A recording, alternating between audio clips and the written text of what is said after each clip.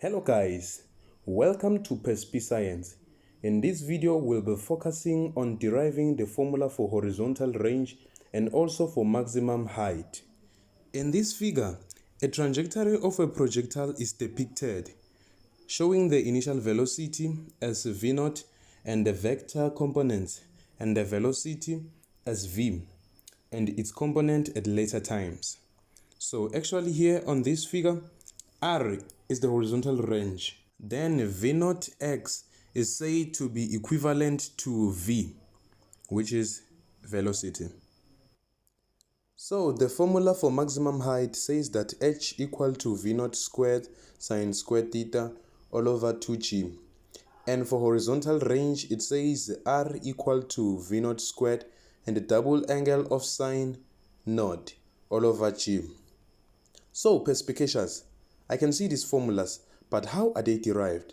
Simple. To derive the formula for maximum height, you first need to use the formula for acceleration. We know that acceleration is given by dv all over dt, where dv represents final velocity minus initial velocity. So we can simply write v minus v0 in the space for dv.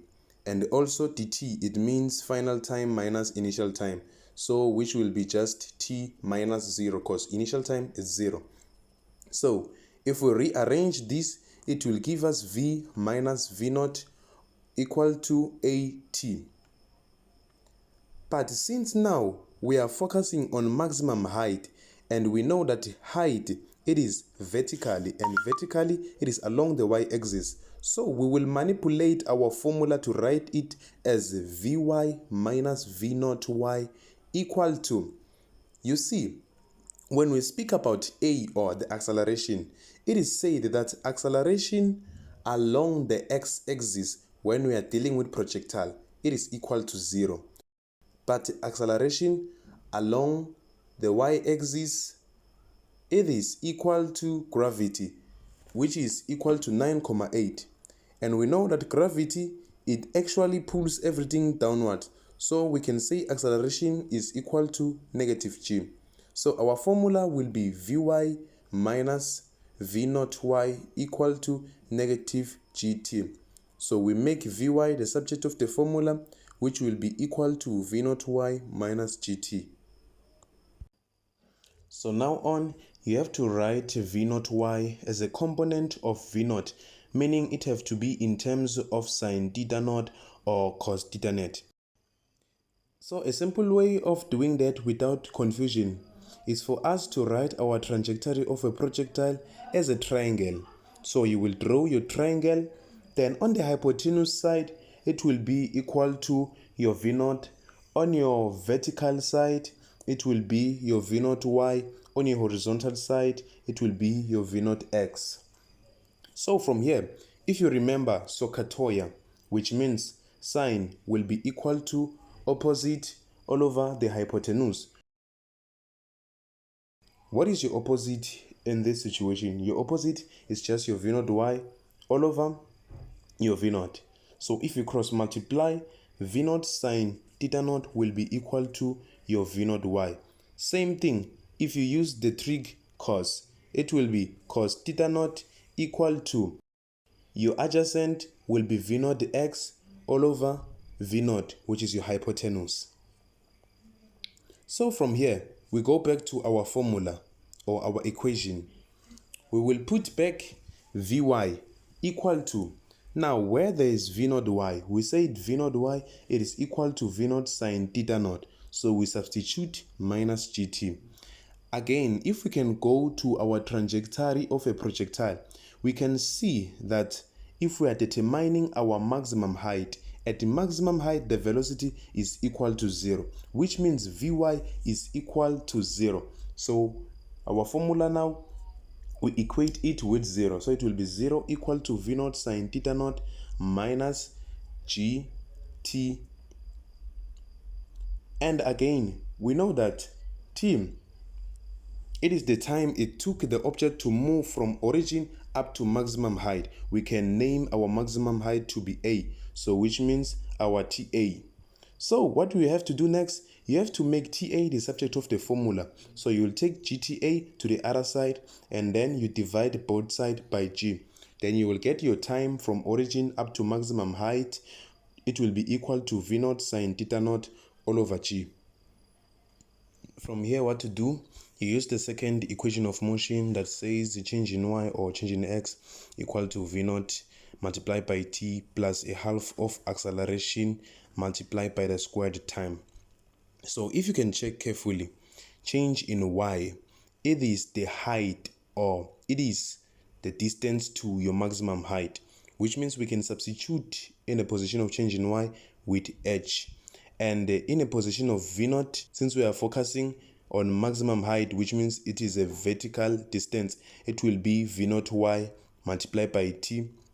Then you know that acceleration is the same with negative g, so it will change to negative 1 over 2 gt square. Then what do we do? Since now we have proved that t, it is equal to vo sine theta naught all over g, and also v naught y to be equal to v naught sine theta naught, which means now in the formula where there is v naught y, we have to substitute with v naught sine theta naught, and also we have to substitute in the position of t, which will give us our maximum height to be equal to v naught sine theta naught multiplied by v naught sine theta naught divided by g minus by 1 all over 2g. You open again v naught sine theta naught all over g squared. So now it's a matter of your mathematics. Therefore, your maximum height will be equal to v naught square sine square theta naught all over 2g. So this is how you derive your maximum height formula. So how to derive the horizontal range formula? You simply use the formula for velocity. We know that velocity is given by dx all over dt. So you'll just simply cross multiply to get your dx equal to v dt. But remember, they say the v is equal to v naught x. So which means your dx will be equal to v naught x. What about dt? Dt is actually the time it took the particle to move from origin till the last part where it hit the ground. So for this one, as we said, that our maximum height is going to be a, and the part where it hit the ground is going to be b. So we just substitute r. So where there is v naught of x, you remember that we say the v naught of x is equal to v naught cos theta naught. You substitute. What about time b? Time where the object hit the ground is equal to twice the time it took the object to reach maximum height, which means time b is equal to twice time a. So you will substitute. Then, do you remember what did you say about time a? You said time a is equal to v naught sine theta naught all over g. You will substitute. Then again, you do your mathematics. V naught and v naught, they will multiply to make v naught square. Then your 2 sine theta cos theta.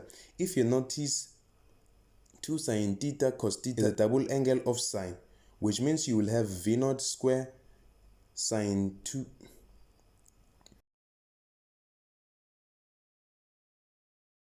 You will have v naught square, a double angle of sine, all over g. This is how you actually derive your horizontal range formula. Don't forget to like and subscribe on PSP Science. For more questions, you can check in the comment section.